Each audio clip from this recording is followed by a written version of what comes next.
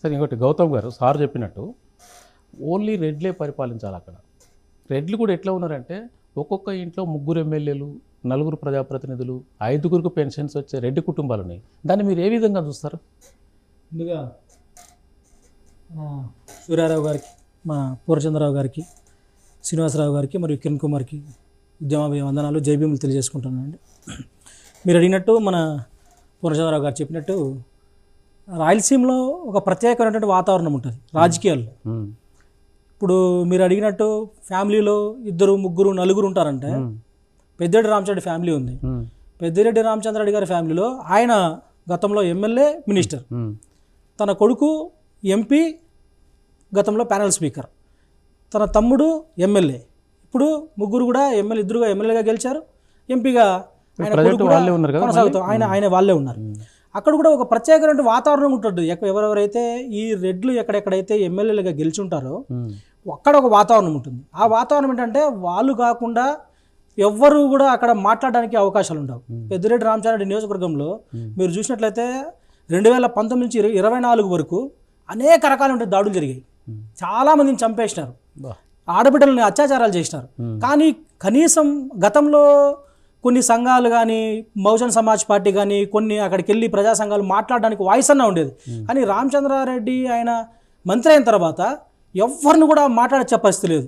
ఎవరైనా మాట్లాడితే వాళ్ళను తిరిగి వాళ్ళపైన దాడులు చేయడం, అది కనీసం ప్రెస్ వాళ్ళు దాన్ని వేయడానికి కూడా చాలా సంకోచించేవాళ్ళు. ఇలాంటి ప్రత్యేకమైనటువంటి పరిస్థితులు రెడ్లు పరిపాలన చేసే యొక్క అసెంబ్లీలో ఉంటాయి. అదేవిధంగా మీరు ఒకసారి చూసినట్లయితే ఇందాక మన పూర్ణచంద్రరావు గారు చెప్పినట్టు బాబాసాహెబ్ అంబేద్కర్ దయ వల్ల కొంతమంది ఎస్సీ ఎమ్మెల్యే కొంతమంది గెలిచి అక్కడికి వచ్చిన తర్వాత ఆ ఆధిపత్యం అంతా కూడా మళ్ళా రెడ్ల చేతుల్లోనే ఉంటుంది.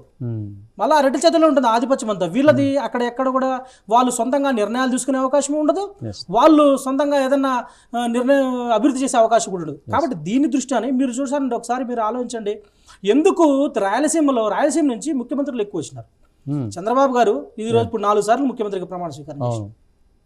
రాజశేఖర రెడ్డి గారు ఉన్నారు, జగన్మోహన్ రెడ్డి గారు, అంతకుముందు 2 రెడ్లు పరిపాలన చేశారు. కానీ ఎందుకు రాయలసీమ ప్రాంతం ఈరోజు కూడా మన సార్ చెప్పినట్టు లిటరసీ రేట్లో కానీ, ఎంప్లాయ్మెంట్లో కానీ, అభివృద్ధి సూచికలో కానీ అన్ని రంగాల్లో ఎందుకు వెనకబడి ఉందంటే వాళ్ళు కేవలం వాళ్ళ ఆధిపత్యం కోసం ఎవరైతే ఎక్కడైనా సరే రెడ్లు పోటీ చేస్తూ ఉంటారు, ఎక్కడ లేకపోతే కమ్మారెడ్లు మాత్రమే పోటీ చేస్తూ ఉంటారు. చాలా విచిత్రమైన పరిస్థితి ఏంటంటే మైనారిటీలు కానీ, బలిజలు కానీ, ఎస్సీలు కానీ, మీరు ఇంకొక మాట చెప్పాలి, ఎస్టీలు చాలా ప్రాంతం ఈ రాయలసీమలో ఉన్నటువంటి 63 నియోజకవర్గాల్లో ఒక్క ఎస్టీ సీటు కూడా రిజర్వ్ లేదు. రిజర్వ్ లేనంత మాత్రాన వాళ్ళు అక్కడ లేరని కాదు కదండి. ప్రభుత్వాలు ఖచ్చితంగా ఇంతమంది రెడ్లకి ఇస్తూ ఉన్నాం, కేవలం 6%, 7% ఉన్న రెడ్లకు ఇన్ని ఎమ్మెల్యే స్థానాలు ఇస్తూ ఉన్నాం.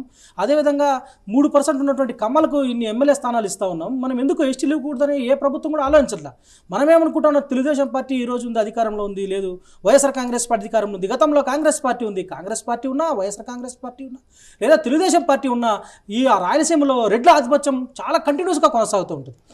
మొన్న ఈ మధ్యన రామచంద్ర యాదవ్ గారు ఒక అతను బాగా ఫైట్ ఇచ్చినారు కదా, ఎందుకని అతను నిలదొక్కోలేకపోయాడు అంటే ఇలా రామచంద్ర యాదవ్ గారిని కూడా పెద్దిరెడ్డి రామచంద్రరెడ్డి గారు వాళ్ళ ఫ్యామిలీ చాలా ఇబ్బందులు పెట్టినారు. ఆయన పైన అనేక రకాల కేసులు పెట్టారు. ఎందుకంటే ప్రత్యామ్నాయంగా వాళ్ళకి ప్రత్యామ్నాయమైనటువంటి నాయకత్వం ఏది రావద్దు.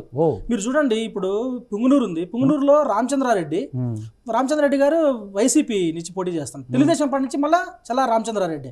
మా పక్కన జరగము ద్వారకనాథ్ రెడ్డి ఆయన తమ్ముడు జయచంద్రారెడ్డి అనే ఒక టీడీపీ క్యాండిడేట్, తంబలపల్లిలో ఆయన ఉంటాడు.